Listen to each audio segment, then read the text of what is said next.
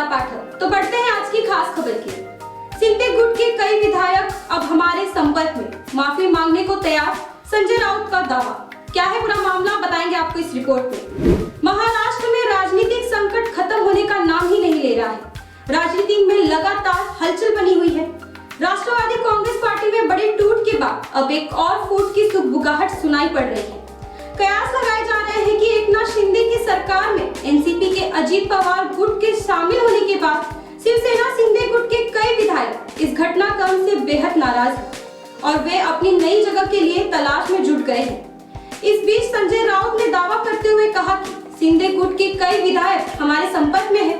बता दें कि संजय राउत ने कल गुरुवार को यह दावा किया कि मुख्यमंत्री एकनाथ शिंदे की अगुवाई वाली बागी शिवसेना के कम से कम 17 से 18 विधायक जो एनसीपी नेता अजित पवार गुट के राज्य सरकार में शामिल होने से बेहद खफा है और इस बदले हालात के बाद हमारी पार्टी के संपर्क में है। दूसरी ओर शिंदे सरकार में मंत्री उदय सामंत ने संजय राउत के दावे के उलट यह कहा कि उद्धव ठाकरे के गुट के 13 में से 6 विधायक हमारे संपर्क में हैं।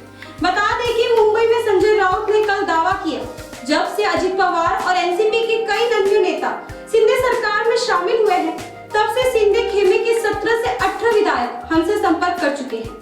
संजय राउत के करीबी सहयोगी और लोकसभा शासन विनायक राउत ने कहा कि एनसीपी के बागी विधायकों को मंत्री बनाए जाने के बाद शिंदे गुट के कई विधायक बागी तेवर में आ गए हैं और उन्होंने विद्रोह करना शुरू कर दिया है। उन्होंने कहा, कई विधायकों की ओर से यह भी कहा गया कि मातोश्री उद्धव ठाकरे के आवाज से अगर कोई संपर्क किया जाता है तो पॉजिटिव जवाब देंगे। हालांकि विनायक राउत ने किसी का नाम लिए बगैर यह दावा किया जो लोग मंत्री बनना चाहते थे लेकिन नहीं बन सके या फिर जिनके अगले मंत्रिमंडल विस्तार में मंत्री पद खोने का डर है, वे हमारे संपर्क में बने हुए हैं। उन्होंने आगे कहा, अजीत ने अपनी पार्टी से बगावत करते हुए जिस दिन सरकार में शामिल हुए, एकनाथ शिंदे गुट के कई विधायक बागी गुट में आ गए। उत्तरी महाराष्ट्र, पश्चिम महाराष्ट्र और मराठवाड़ा के शिंदे गुट के कई विधायक लगातार संदेश भेज रहे हैं कि वे मातोश्री से माफी मांगना चाहते हैं और फिर से वापस लौटना चाहते हैं।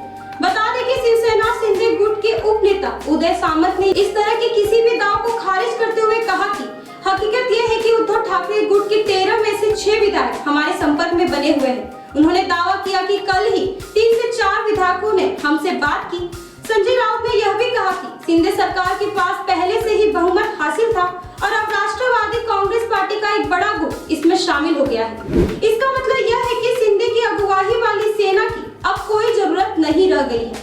उन्होंने एक बार फिर यह दावा किया कि महाराष्ट्र को जल्द ही एक नया मुख्यमंत्री मिलने वाला है। तो ये थी आज हमारी खास रिपोर्ट। इसी तरह की खबरों के लिए बने रहे न्यूज़ के साथ। तब तक के लिए नमस्कार।